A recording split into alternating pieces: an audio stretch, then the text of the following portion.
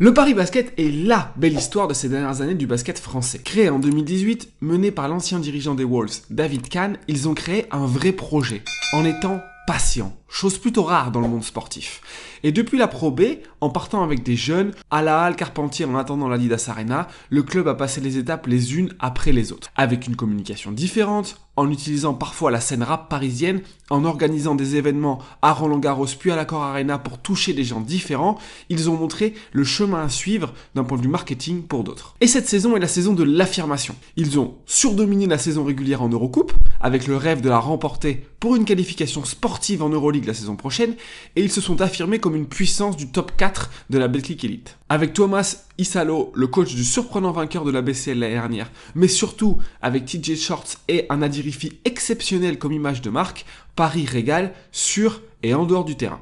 Alors comment réussissent-ils cela et avec quel jeu attrayant ? Et la clé numéro 1 de leur succès, c'est la contre-attaque. Ils se jettent comme des fusées vers l'avant, notamment propulsés par Nadi Rifi, qui a une vitesse de pointe folle. Ils vont chercher à aller récupérer des paniers faciles, et si la défense vient se resserrer dans la raquette, trouver des paniers à 3 points. Et vous verrez que c'est assez impressionnant de voir comment tout le monde se jette en contre-attaque. Vous voyez même la caméra qui n'arrive pas à suivre la vitesse de la contre-attaque, et vous verrez tous les coachs adverses faire le signe à leurs joueurs de revenir vite en défense, mais on n'est pas habitué à défendre face à ce genre de déferlante sur les ballons volés. On voit les 5 joueurs parisiens qui sont devant les autres pour aller chercher des paniers faciles, provoquer des fautes comme c'est le cas, et même sur des paniers, vous voyez l'assistant qui dit revenez, mais c'est pas suffisant, ils sont tellement vite qu'ils surprennent sur des situations où les équipes sont pas habituées à se replier vite, à courir vite. Regardez comment ils se jettent avec Nadi Rifi qui baisse la tête, il y a des espaces, tout le monde est large, et là même sur une remise en jeu, on a l'impression qu'il n'y a pas de situation. Si on est en train de faire une action à gauche d'écran, il n'y a personne pour venir aider, on peut pousser pour aller marquer.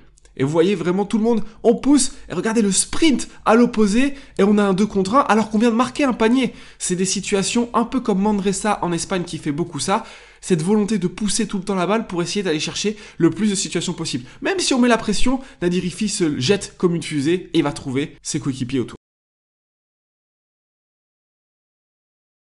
Alors ils poussent toujours pour dynamiser le rythme. Si jamais ils ont rien, ils ont une transition qu'on va aller analyser avec un écran pour voir si on peut trouver quelque chose. Si ça vient aider, on passe, on vient jouer un écran sur le côté pour ensuite retrouver un écran milieu. Ici, il y a une protection. Le meneur est derrière nous, donc on va essayer de le geler, de le mettre en prison, de le garder pour laisser le temps à l'intérieur de venir gêner Fall pour aller finir proche du cercle. Ils sont très efficaces sur toutes les défenses. On voit que c'est une équipe qui est vraiment bien coachée, qui pense intelligemment, qui sait quels sont les objectifs tactiques. Là, on a vu qu'on n'a pas pu renverser la balle. On va vite retrouver le poste haut pour jouer cet écran. Encore une fois, l'idée de snaker, de laisser le temps au grand de venir retarder le défenseur du 5 pour pouvoir aller au cercle. Là, on revoit. Si on peut pas passer directement, on passe par le grand, on a un main à main, c'est plus difficile à défendre. Si la protection est plus haute et plus décalée, ça veut dire qu'on a une passe dans le short roll à trouver pour ensuite s'ouvrir un 3 contre 2 et aller au cercle. On va aller voir une option différente avec Nadi Rifi qui joue cette transition. On passe, on essaie de voir si on a quelque chose sur l'écran côté. Et là, on passe directement. On essaie d'empêcher Nadi Rifi d'avoir la balle, donc il va couper fort pour forcer le joueur à l'opposé de venir donner un peu d'aide. C'est l'autre ensuite qui vient, on est en retard, on passe en dessous, on laisse le tir. On a vu beaucoup de situations d'écran milieu, mais sur des protections, on va voir qu'ils sont organisés très bien sur tous les types de défense pour pouvoir les punir. On voit que c'est une équipe qui est bien structurée, bien coachée. Là, il y a un changement défensif, mais il y a une aide très forte parce qu'on va faire un double switch. Il a même pas le temps de se retourner, le défenseur de l'Asvel, que déjà la balle a été renversée. Regardez ici, changement défensif. On va vouloir attaquer poste bas, sauf que regardez à quel point le poste 4 opposé vient aider pour forcer un double changement. Mais la balle est déjà partie des mains de TJ Shorts, ce qui fait qu'on a un 2 contre 1 à jouer. Même si Timothée Luau-Cabarro intelligemment se met sur la ligne de passe, il y a soit la réattaque pour Banjassi, mais également la passe directement, si jamais il n'y est pas, et on s'obtient un tir. Mais de manière générale, quand il y a un changement, la règle numéro 1, c'est d'essayer d'aller battre le grand.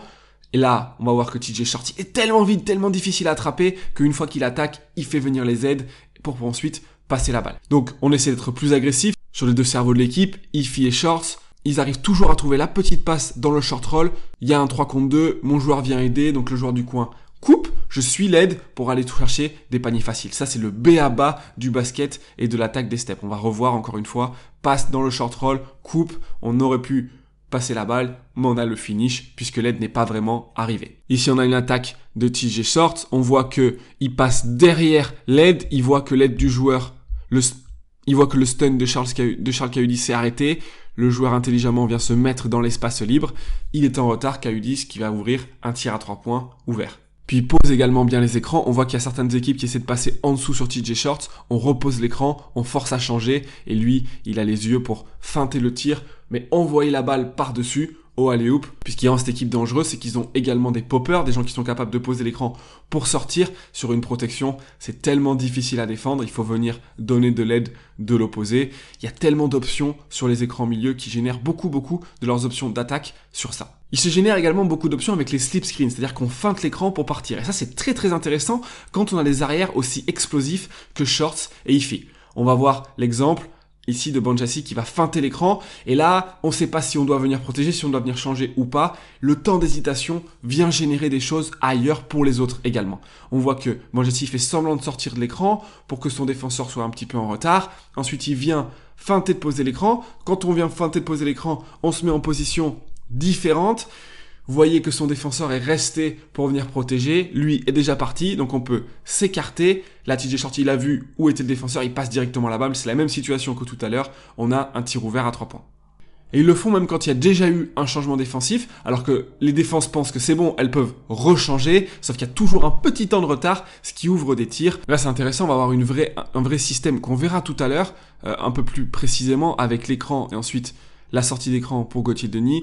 Et puis, si jamais on n'a rien, on laisse de l'espace. Et surtout, ce qui est très intéressant, c'est que vous allez voir que là, il y a un joueur là où Nadir Iffy va sortir. Donc, on le fait couper de façon à ce qu'il soit pas sur le chemin pour que son joueur puisse venir aider facilement sur le tir à 3 points. Le défenseur de l'Asvel aide. Donc, on passe la balle à Nadir Iffy. Il vient se jeter, ce qui ouvre un tir assez ouvert. Alors pourquoi c'est dangereux également ces slip screens? C'est que si jamais on commence à se faire avoir plusieurs fois et que du coup on vient pas aider, il est tellement rapide que, comme on est en train de penser qu'il va y avoir un écran à sa défense, on lui ouvre l'espace et lui, il y va tel une fusée. Et il est tellement difficile à attraper que ça devient un cauchemar à défendre. Et puis même quand le slip screen marche pas parce que il commence à vraiment bien défendre, on pose vraiment l'écran, on les force à changer. Et là, TJ Shorts, il est dans son jardin en zone intermédiaire. Là, on a le changement, il n'a pas réussi à l'attaquer, il revient poser un autre écran.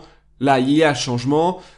On va chercher cette feinte d'écran, on va le battre en vitesse, on va provoquer la faute. Cette combinaison d'avoir des arrières explosifs et de faire des feintes d'écran avec le danger d'être à 3 points, entre les protections, les changements, on est toujours un temps de retard. Regardez la position défensive. Ici, on le voit très bien, qu'il est en train d'orienter vers l'écran. Sauf que le problème, c'est que s'il n'y a pas d'écran, forcément, il y a un temps de retard. On n'est pas bien positionné, on n'est pas entre lui et le panier. Il peut attaquer et aller au cercle. On a un système qui nous a bien plu, donc sur lequel on va venir s'attarder une seconde parce qu'il donne plein de possibilités à tout le monde. Alors là, c'est un Iverson cut, même si on l'a pas bien vu parce que la réalisation était concentrée sur un ralenti de l'entraîneur. On va revenir pour juste voir qu'il est passé sur l'écran du 4 et du 5, ce qui laisse déjà la possibilité, si on le suit, d'aller au panier. Vous voyez l'espace qu'il y a. En l'occurrence, il va pouvoir s'arrêter. Il y a un écran sur le côté. Le fait de mettre le meneur très haut, le fait qu'il soit dangereux, qu'on veut pas lui laisser la balle, forcément, ça occupe un défenseur haut. L'autre intérieur est très large. Regardez tout l'espace qu'il y a pour jouer cet écran. Si jamais on vient changer, on passe par au-dessus. Il n'y a qu'à lancer la balle par-dessus. Il n'y a personne pour venir aider. Si jamais il y avait une aide, on aurait un tir à 3 points dans le corner à l'opposé. Maintenant, si jamais on vient aider, notamment ici, on voit la position de Fall pour empêcher cet écran. On renvoie la balle vers le meneur.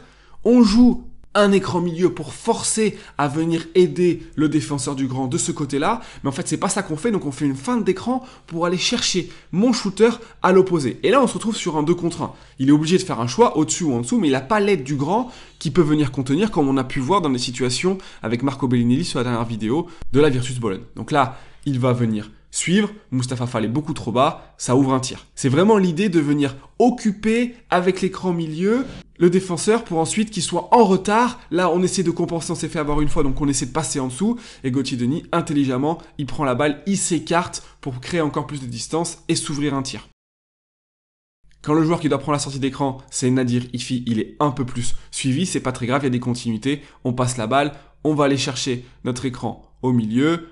Là, en l'occurrence, on vient changer, pas de problème, on va pouvoir attaquer le switch Puis on a cette situation également intéressante face à Saint-Quentin, face au shooter, où si jamais on vient aider de l'opposé, on peut passer la balle pour réattaquer et ouvrir des tirs, en profitant de l'aide trop forte donnée. On va aller s'intéresser rapidement, pour terminer tactiquement, à l'attaque des switches, parce que on a vu beaucoup de choses explosives, beaucoup de choses pour les extérieurs, mais vous allez voir que si jamais il y a des changements défensifs qui sont obtenus, on peut battre l'intérieur, mais il y a une vraie patience tactique collective aussi pour forcer à aller jouer post-up, même si c'est pas la chose la plus efficace en basket. On va aller chercher des fautes, on va fatiguer les meneurs, les arrières explosifs qui vont souvent chercher des choses en attaque, donc ça permet aussi de les travailler. On peut également récupérer des fautes. Il y a un vrai intérêt à aller chercher tactiquement ici. On voit qu'on libère les espaces pour laisser jouer les post-up. C'est les signes d'une équipe très très bien organisée tactiquement.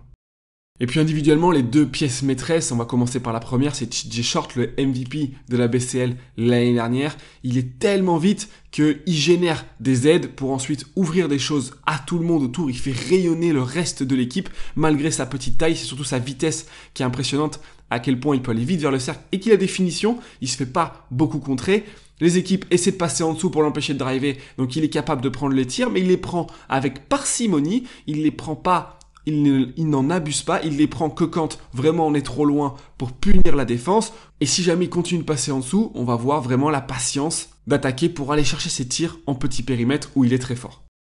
Et puis l'autre pièce maîtresse, c'est Nadir Rifi. On avait déjà concocté une vidéo sur ses qualités exceptionnelles qu'il a ramené à Paris dans une équipe beaucoup plus forte. Il a les mêmes stats que dans une équipe où il jouait beaucoup de ballons. Tout ça grâce à son explosivité vers le cercle. Il y a beaucoup d'équipes qui ont du mal à le contenir. Et puis après, quand il y a des changements, il est capable d'attaquer le cercle. Et si on se recule trop, d'aller se prendre des tirs de fou, notamment dans des moments difficiles. Il est clutch, il tourne à 37% à 3 points, il est impressionnant, il a pris une dimension en plus avec le Paris Basket, notamment dans l'Eurocoupe. C'est à se demander, comme on l'avait fait dans la vidéo, où est la limite pour Nadir Rifi.